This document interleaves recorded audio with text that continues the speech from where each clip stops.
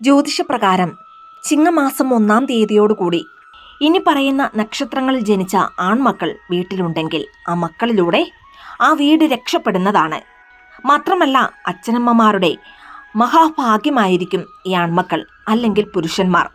ഏതെല്ലാം നാളുകാരാണ് ഇതിൽ പെടുന്നതെന്ന് നോക്കാം. ഒന്നാമതായി ചിത്തിര നക്ഷത്രമാണ്.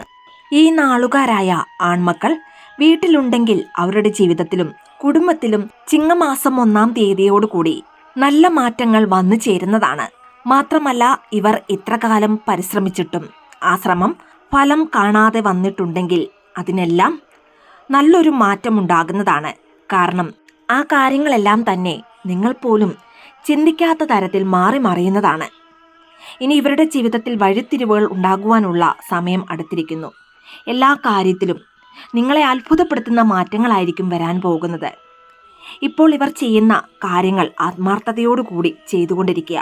100% വിജയം നിങ്ങളെ തേടിയെത്തുന്നതാണ്. രണ്ടാമത്തേത് രേവതി നക്ഷത്രമാണ്. ഈ നാളുകാരായ ആൺമക്കളിലൂടെ കുടുംബത്തിലും ജീവിതത്തിലും ഉയർച്ച വന്നു ചേരുന്നതാണ്.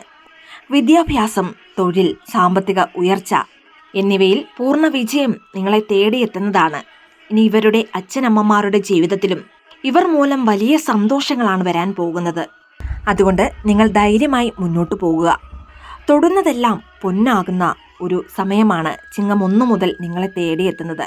ചുരുക്കി പറഞ്ഞാൽ ചിങ്ങമാസം പിറക്കുന്നതോടുകൂടി ഉയർച്ചയുടെ ദിവസങ്ങളാണ് നിങ്ങളെ തേടിയെത്തുന്നത്.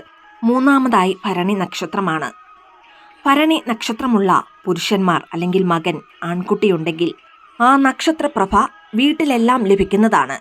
ഇവരുടെ സഹോദരങ്ങൾക്കും സഹധർമ്മിണിക്കുമെല്ലാം തന്നെ ഇവരിലൂടെ ഉയർച്ച വന്നു ചേരുന്നതാണ്.